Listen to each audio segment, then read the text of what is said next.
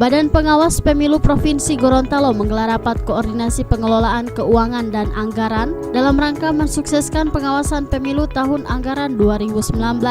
Jajaran Bawaslu di tingkat kabupaten kota diberikan pemahaman terkait prinsip kehati-hatian dalam pengelolaan anggaran. Dalam pembekalan tersebut, Bawaslu menggelar rapat koordinasi dengan mengikutsertakan tim pemateri yang dihadiri khusus seperti kantor pajak Pratama serta Badan Keuangan.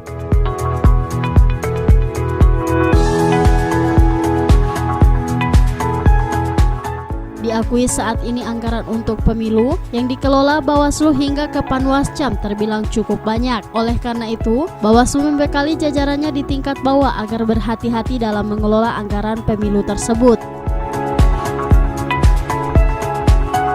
Kita baik dari segi keuangan maupun dari segi tugas-tugas dalam rangka fasilitasi terhadap pelaksanaan tugas Bawaslu.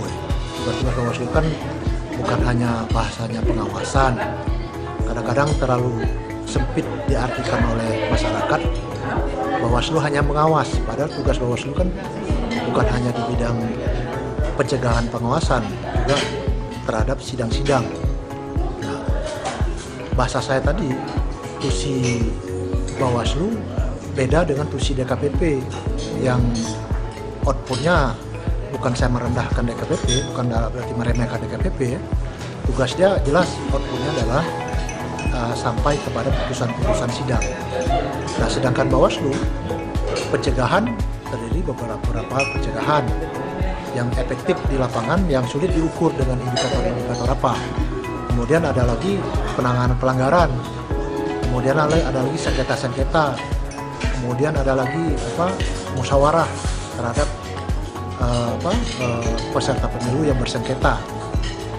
Terus peningkatan setelah tidak tercapai musyawarah, maka akan dilakukan diambil alih oleh Bawaslu baik kabupaten kota akan menjadi sidang adjudikasi.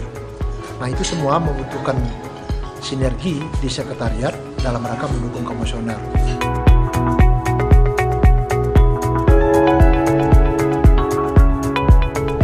Dari total 6 kabupaten kota di Provinsi Gorontalo, tercatat ada lebih 70 Panwascam yang saat ini juga turut mensukseskan pengawasan kampanye 2019.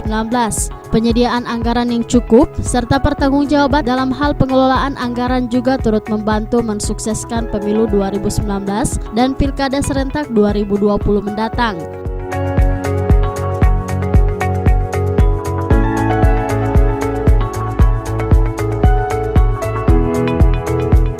Tim Liputan Advertorial Mimosa TV.